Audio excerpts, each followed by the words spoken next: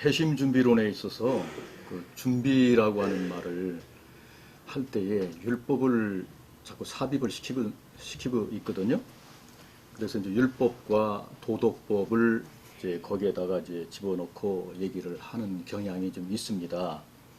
근데 그 율법을 또 도덕법을 주는 것은 믿는 사람들한테 주는 거거든요.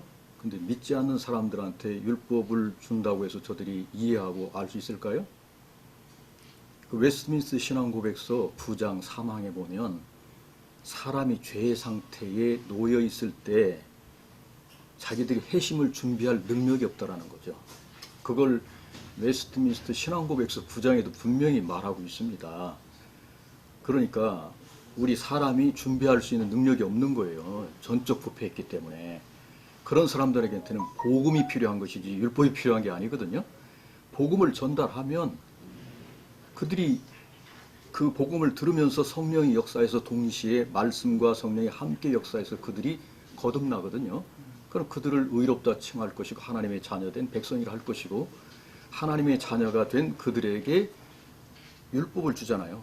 시내산에서도 믿지 않는 이방인들한테 율법을 준 것이 아니라 시내산에서 옛 언약이라고 하는 율법을 줄 때도 믿는 백성들을 모아놓고 준 것이지 않습니까?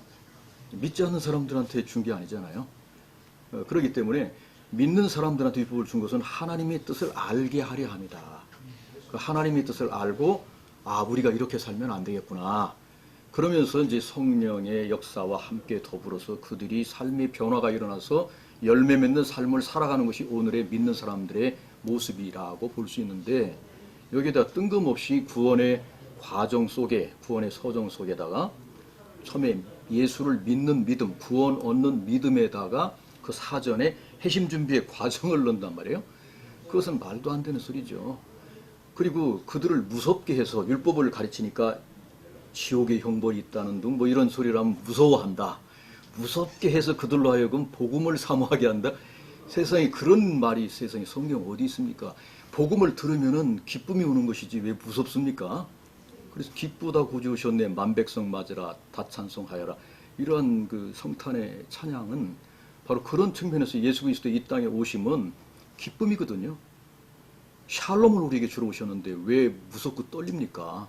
우리가 이제 율법을 받아 들었을 때는 믿는 사람들이 그래서 예수를 영접하고 이제 율법과 도덕법을 이제 설교에서 들을 때 성도들이 그걸 깨닫고 하나님의 뜻이 그것이구나. 그때 비로소 알면서 점차적으로 사람들이 성화의 과정을 가고 있는 거 아니겠습니까?